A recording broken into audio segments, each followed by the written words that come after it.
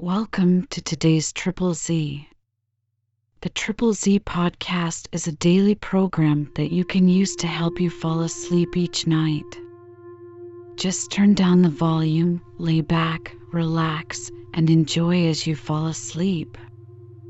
The War of the Worlds is a science fiction novel written by H.G. Wells, first published in 1898. It is one of Wells' most famous works and is considered a classic of the science fiction genre. The story is about an alien invasion of Earth by Martians, and it has been adapted into various forms of media over the years, including movies, radio broadcasts, and television shows. It is not only a thrilling science fiction adventure, but also a commentary on the vulnerability of human civilization and the dangers of unchecked technological advancement. It explores themes of survival, the unpredictability of the natural world, and the clash between different species. If you enjoy our program, please be sure to write us a review on your podcast platform and share us with a friend. You both might sleep just a little better at night. Our website is Z, that's 3z's.media. You can also like and share our content on Facebook or our Instagram account ZZZ Media Podcast. Music for today's episode was provided by the Sleep channel on Spotify. 7. The Man on Putney Hill. I spent that night in the inn that stands at the top of Putney Hill, sleeping in a made bed for the first time since my flight to Leatherhead. I will not tell the needless trouble I had breaking into that house. Afterwards I found the front door was on the latch, nor how I ransacked every room for food, until just on the verge of despair, in what seemed to me to be a servant's bedroom, I found a rat-nut crust and 2 tins of pineapple. The place had been already searched and emptied. In the bar, I afterwards found some biscuits and sandwiches that had been overlooked. The latter I could not eat, they were too rotten, but the former not only stayed my hunger, but filled my pockets. I lit no lamps, fearing some Martian might come beating that part of London for food in the night. Before I went to bed, I had an interval of restlessness and prowled from window to window, peering out for some sign of these monsters. I slept little. As I lay in bed, I found myself thinking consecutively, a thing I do not remember to have done since my last argument with the curate. During all the intervening time, my mental condition had been a hurrying succession of vague emotional states or a sort of stupid receptivity.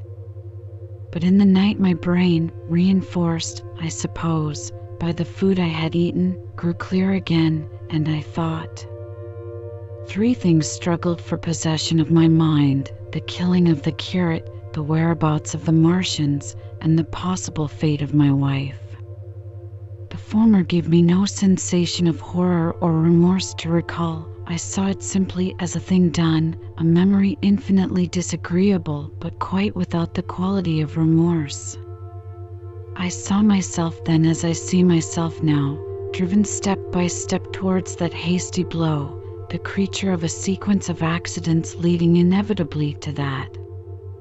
I felt no condemnation, yet the memory, static, unprogressive, haunted me. In the silence of the night, with that sense of the nearness of God that sometimes comes into the stillness and the darkness, I stood my trial, my only trial, for that moment of wrath and fear. I retraced every step of our conversation from the moment when I had found him crouching beside me, heedless of my thirst, and pointing to the fire and smoke that streamed up from the ruins of Weybridge.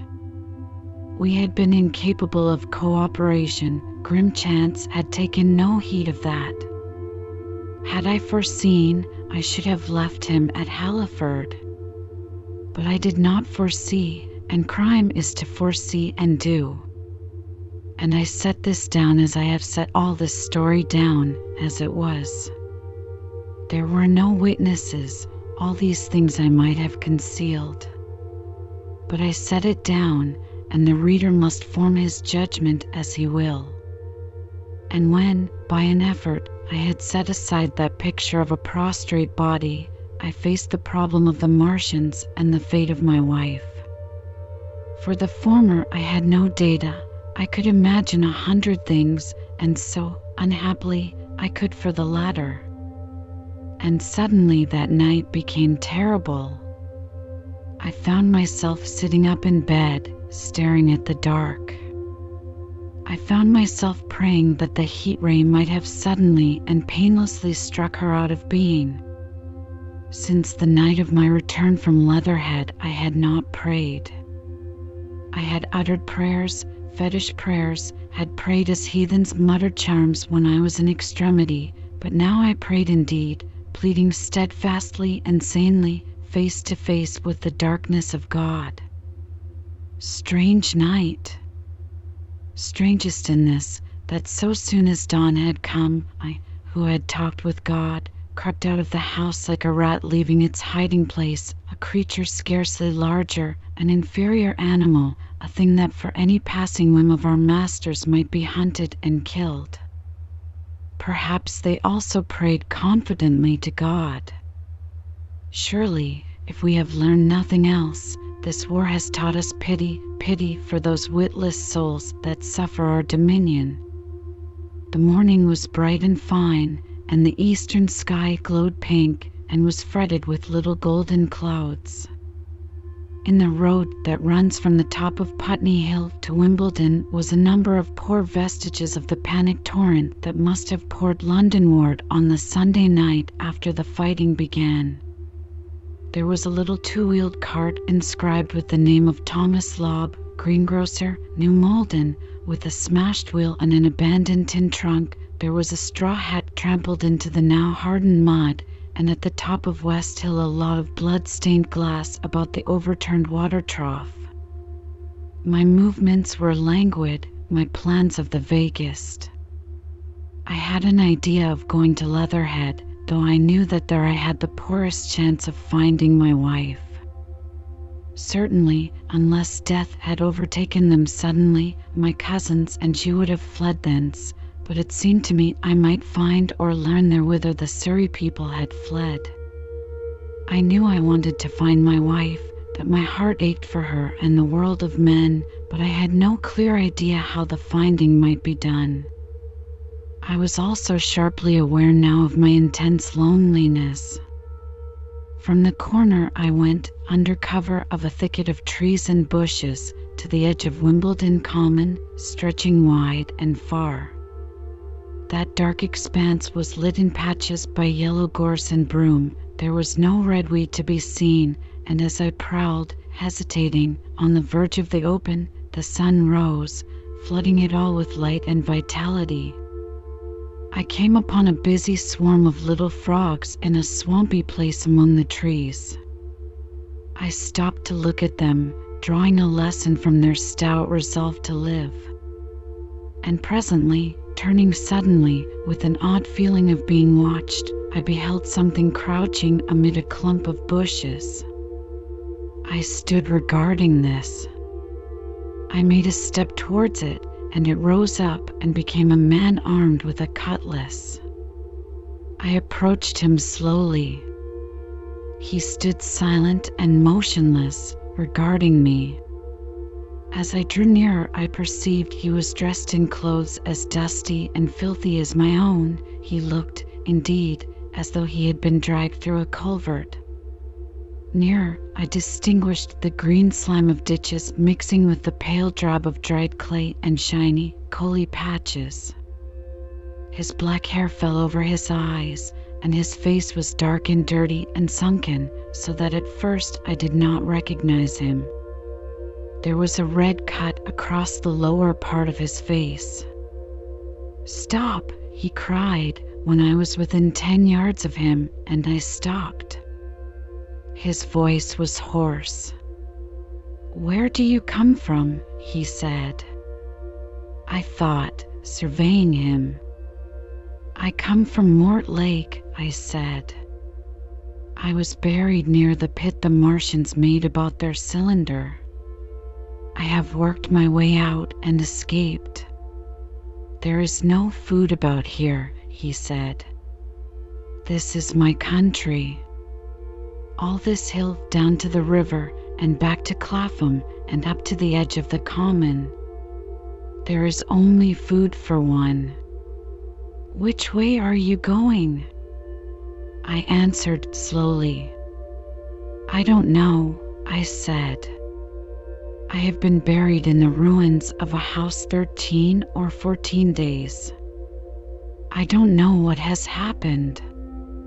He looked at me doubtfully, then started and looked with a changed expression. I've no wish to stop about here, said I. I think I shall go to Leatherhead, for my wife was there. He shot out a pointing finger. It is you, said he, the man from Woking. And you weren't killed at Weybridge? I recognized him at the same moment. You are the artilleryman who came into my garden. Good luck, he said. We are lucky ones. Fancy you. He put out a hand and I took it. I crawled up a drain, he said. But they didn't kill everyone. And after they went away, I got off towards Walton across the fields. But it's not 16 days altogether, and your hair is gray. He looked over his shoulder suddenly. Only a rook, he said. One gets to know that birds have shadows these days. This is a bit open. Let us crawl under those bushes and talk. Have you seen any Martians? I said. Since I crawled out. They've gone away across London, he said. I guess they've got a bigger camp there. Of a night, all over there, Hampstead Way, the sky is alive with their lights. It's like a great city, and in the glare you can just see them moving. By daylight you can't. But nearer, I haven't seen them, he counted on his fingers, 5 days. Then I saw a couple across Hammersmith Way carrying something big. And the night before last, he stopped and spoke impressively. It was just a matter of lights, but it was something up in the air. I believe they've built a flying machine and are learning to fly. I stopped on hands and knees, for we had come to the bushes. Fly? Yes, he said, fly. I went on into a little bower and sat down. It is all over with humanity, I said. If they can do that, they will simply go round the world. He nodded. They will. But it will relieve things over here a bit. And besides, he looked at me. Aren't you satisfied it is up with humanity? I am. We're down, we're beat. I stared. Strange as it may seem, I had not arrived at this fact, a fact perfectly obvious so soon as he spoke. I had still held a vague hope, rather, I had kept a lifelong habit of mind. He repeated his words, we're beat. They carried absolute conviction. It's all over, he said. They've lost one, just one. And they've made their footing good and crippled the greatest power in the world. They've walked over us. The death of that one at Weybridge was an accident. And these are only pioneers. They kept on coming. These green stars, I've seen none these 5 or 6 days, but I've no doubt they're falling somewhere every night. Nothing's to be done. We're under. We're beat. I made him no answer. I sat staring before me, trying in vain to devise some countervailing thought. "This isn't a war," said the artilleryman. "It never was a war, any more than there's war between man and ants." Suddenly, I recalled the night in the observatory. After the 10th shot, they fired no more, at least, until the first cylinder came. "How do you know?" said the artilleryman.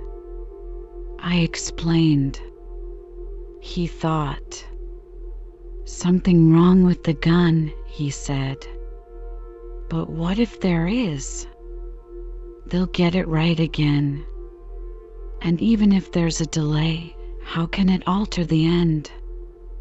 It's just men and ants. There's the ants builds their cities, live their lives, have wars, revolutions, until the men want them out of the way, and then they go out of the way. That's what we are now, just ants. Only..." "Yes," I said. "We're eatable ants." We sat looking at each other. "And what will they do with us?" I said. "That's what I've been thinking," he said. "That's what I've been thinking." After Weybridge, I went south, thinking. I saw what was up. Most of the people were hard at it, squealing and exciting themselves. But I'm not so fond of squealing. I've been in sight of death once or twice. I'm not an ornamental soldier, and at the best and worst, death, it's just death. And it's the man that keeps on thinking comes through. I saw everyone tracking away south. Says I, "Food won't last this way," and I turned right back. I went for the Martians like a sparrow goes for man. All round, he waved a hand to the horizon. They're starving in heaps, bolting, treading on each other. He saw my face and halted awkwardly. "No doubt lots who had money have gone away to France," he said. He seemed to hesitate whether to apologize, met my eyes, and went on, "There's food all about here. Canned things in shops, wines, spirits, mineral waters, and the water mains and drains are empty." Well, I was telling you what I was thinking. "Here's intelligent things," I said, "and it seems they want us for food. First, they'll smash us up, ships, machines, guns, cities, all the order and organization. All that will go. If we were the size of ants, we might pull through. But we're not. It's all too bulky to stop. That's the first certainty." I assented. "It is. I've thought it out." "Very well, then, next, at present we're caught as we're wanted. A Martian has only to go a few miles to get a crowd on the run. And I saw one day, out by Wandsworth, picking houses to pieces and routing among the wreckage. But they won't keep on doing that. So soon as they've settled all our guns and ships, and smashed our railways, and done all the things they are doing over there, they will begin catching us systematic, picking the best, and storing us in cages and things. That's what they will start doing in a bit. Lord, they haven't begun on us yet. Don't you see that?" "Not begun," I exclaimed. "Not begun. All that's happened so far is through our not having the sense to keep quiet, worrying them with guns and such foolery, and losing our heads and rushing off in crowds to where there wasn't any more safety than where we were. They don't want to bother us yet. They're making their things, making all the things they couldn't bring with them, getting things ready for the rest of their people. Very likely that's why the cylinders have stopped for a bit, for fear of hitting those who are here. And instead of our rushing about blind, on the howl, or getting dynamite on the chance of busting them up, we've got to fix ourselves up according to the new state of affairs. That's how I figure it out. It isn't quite according to what a man wants for his species, but it's about what the facts point to. And that's the principle I acted upon. Cities, nations, civilization, progress, it's all over. That game's up. We're beat. But if that is so, what is there to live for? The artilleryman looked at me for a moment. There won't be any more blessed concerts for 1,000,000 years or so. There won't be any Royal Academy of Arts, and no nice little feats at restaurants. If it's amusement you're after, I reckon the game is up. If you've got any drawing room manners or a dislike to eating peas with a knife or dropping H's, you better chuck 'em away. They ain't no further use. I mean that men like me are going on living for the sake of the breed. I tell you, I'm grim set on living. And if I'm not mistaken, you'll show what insides you've got, too, before long. We aren't going to be exterminated. And I don't mean to be caught either, and tamed and fattened and bred like a thundering ox. Ugh. Fancy those brown creepers. You don't mean to say. I do. I'm going on under their feet. I've got it planned. I've thought it out. We men are beat. We don't know enough. We've got to learn before we've got a chance. And we've got to live and keep independent while we learn. See? That's what has to be done. I stared, astonished, and stirred profoundly by the man's resolution. Great God, cried I, but you are a man indeed. And suddenly I gripped his hand. He said, with his eyes shining. I've thought it out, Go on, I said. Well, those who mean to escape their catching must get ready. I'm getting ready. Mind you, it isn't all of us that are made for wild beasts, and that's what it's got to be. That's why I watched you. I had my doubts. You're slender. I didn't know that it was you, you see, or just how you'd been buried. All these, the sort of people that lived in these houses, and all those damn little clerks that used to live down that way, they'd be no good. They haven't any spirit in them, no proud dreams and no proud lusts, and a man who hasn't one or the other, Lord. What is he but funk and precautions? They just used to skedaddle off to work. I've seen hundreds of 'em, bit of breakfast in hand, running wild and shining to catch their little season ticket train, for fear they'd get dismissed if they didn't, working at businesses they were afraid to take the trouble to understand, skedaddling back for fear they wouldn't be in time for dinner, keeping indoors after dinner for fear of the back streets, and sleeping with the wives they married, not because they wanted them, but because they had a bit of money that would make for safety in their one little miserable skedaddle through the world. Lives insured and a bit invested for fear of accidents. And on Sundays, fear of the hereafter. As if hell was built for rabbits. Well, the Martians will just be a godsend to these. Nice roomy cages, fattening food, careful breeding, no worry. After a week or so chasing about the fields and lands on empty stomachs, they'll come and be caught cheerful. They'll be quite glad after a bit. They'll wonder what people did before there were Martians to take care of them.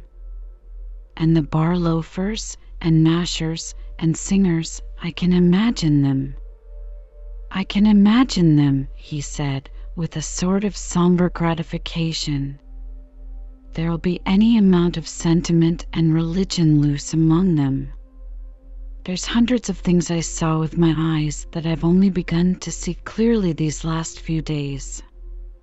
There's lots will take things as they are, fat and stupid, and lots will be worried by a sort of feeling that it's all wrong and that they ought to be doing something.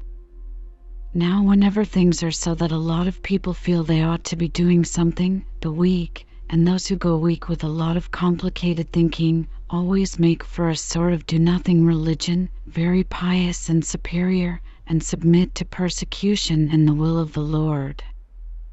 Very likely you've seen the same thing. It's energy in a gale of funk and turned clean inside out. These cages will be full of psalms and hymns and piety. And those of a less simple sort will work in a bit of, eroticism. He paused. Very likely these Martians will make pets of some of them, train them to do tricks, who knows, get sentimental over the pet boy who grew up and had to be killed. And some, maybe, they will train to hunt us. No, I cried, that's impossible. No human being. What's the good of going on with such lies, said the artilleryman. There's men who do it cheerful. What nonsense to pretend there isn't. And I succumbed to his conviction. If they come after me, he said, Lord, if they come after me, and subsided into a grim meditation. I sat contemplating these things. I could find nothing to bring against this man's reasoning.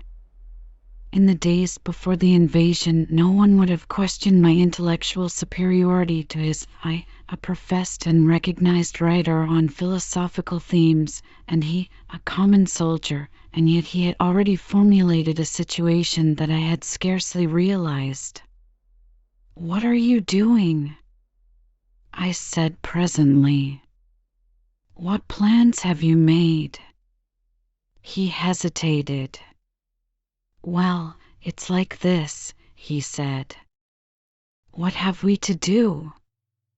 We have to invent a sort of life where men can live and breed and be sufficiently secure to bring the children up. Yes, wait a bit, and I'll make it clearer what I think ought to be done. The tame ones will go like all tame beasts. In a few generations they'll be big, beautiful, rich-blooded, stupid rubbish. The risk is that we who keep wild will go savage, degenerate into a sort of big, savage rat. You see, how I mean to live is underground. I've been thinking about the drains. Of course, those who don't know drains think horrible things, but under this London are miles and miles, hundreds of miles, and a few days' rain and London empty will leave them sweet and clean. The main drains are big enough and airy enough for anyone. Then there's cellars, vaults, stores, from which bolting passages may be made to the drains. And the railway tunnels and subways. You begin to see? And we form a band, able-bodied, clean-minded men. We're not going to pick up any rubbish that drifts in. Weaklings go out again. As you meant me to go? Well, I parleyed, didn't I? We won't quarrel about that. Go on. Those who stop obey orders. Able-bodied, clean-minded women we want also, mothers and teachers. No lackadaisical ladies, no blasted rolling eyes. We can't have any weak or silly. Life is real again, and the useless and cumbersome and mischievous have to die. They ought to die. They ought to be willing to die. It's a sort of disloyalty, after all, to live and taint the race. And they can't be happy. Moreover, dying's none so dreadful, it's the funking makes it bad. And in all those places we shall gather. Our district will be London. And we may even be able to keep a watch and run about in the open when the Martians keep away. Play cricket, perhaps. That's how we shall save the race.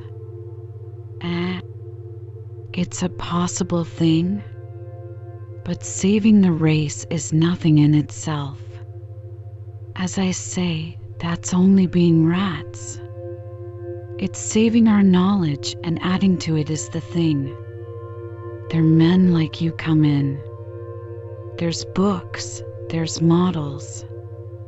We must make great safe places down deep and get all the books we can, not novels and poetry swipes, but ideas, science books.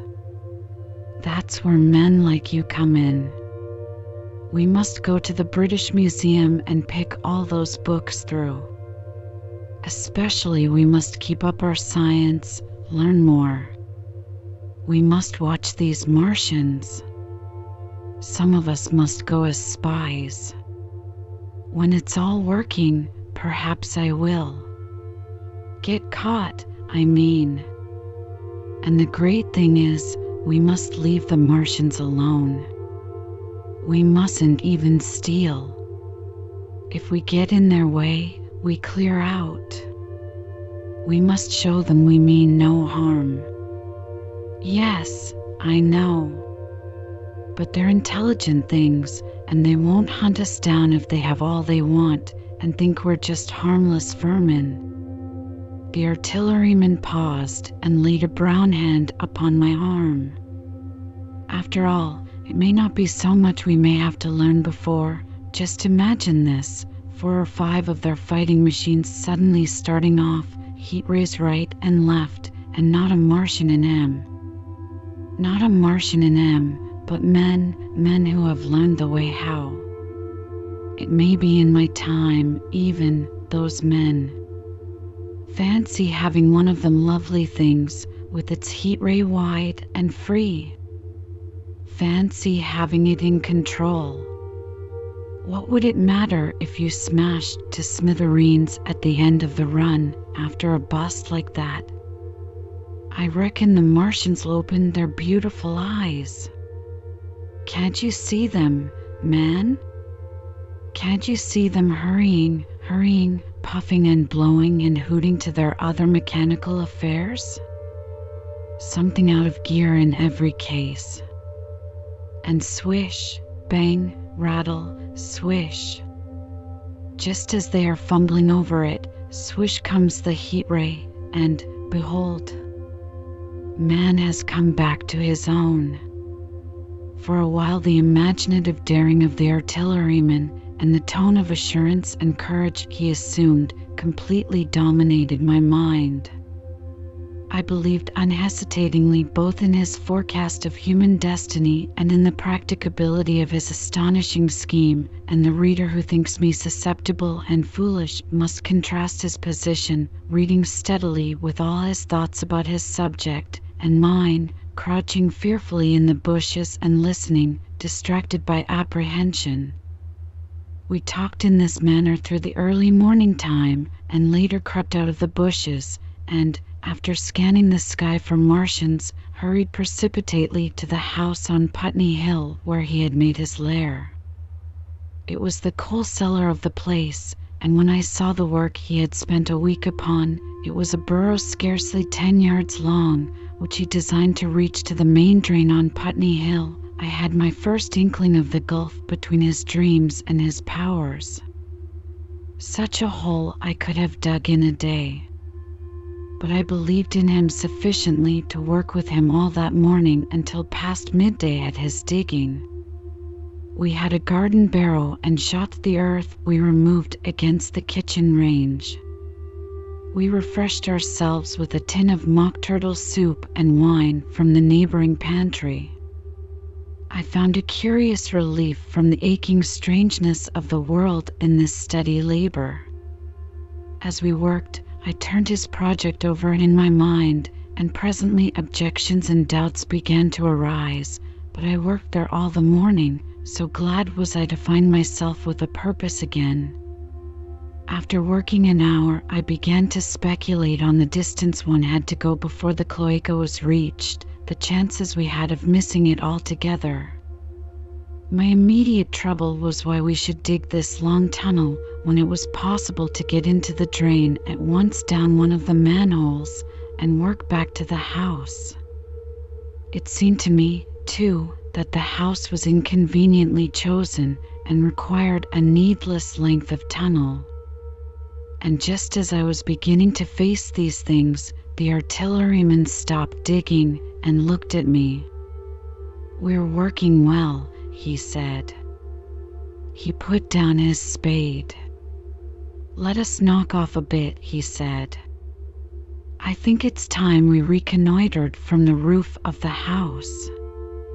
I was for going on, and after a little hesitation he resumed his spade, and then suddenly I was struck by a thought. I stopped, and so did he at once. "Why were you walking about the common," I said, "instead of being here?" "Taking the air," he said. "I was coming back. It's safer by night." "But the work?" "Oh, one can't always work," he said, and in a flash I saw the mend plane. He hesitated, holding his spade. "We ought to reconnoiter now," he said, "because if any come near they may hear the spades and drop upon us unawares." I was no longer disposed to object. We went together to the roof and stood on a ladder peeping out of the roof door. No Martians were to be seen, and we ventured out on the tiles and slipped down under shelter of the parapet. From this position a shrubbery hid the greater portion of Putney, but we could see the river below, a bubbly mass of red weed, and the low parts of Lambeth flooded and red. The red creepers swarmed up the trees about the old palace, and their branches stretched gaunt and dead and set with shriveled leaves from amid its clusters. It was strange how entirely dependent both these things were upon flowing water for their propagation. About us neither had gained a footing. Laburnums, pink maize, snowballs, and trees of arbor vitae rose out of laurels and hydrangeas, green and brilliant into the sunlight. Beyond Kensington dense smoke was rising, and that and a blue haze hid the northward hills. The artilleryman began to tell me of the sort of people who still remained in London. "One night last week," he said, "some fools got the electric light in order, and there was all Regent Street and the Circus ablaze, crowded with painted and ragged drunkards, men and women, dancing and shouting till dawn. A man who was there told me. And as the day came, they became aware of a fighting machine standing near by the Langham and looking down at them. Heaven knows how long he had been there. It must have given some of them a nasty turn.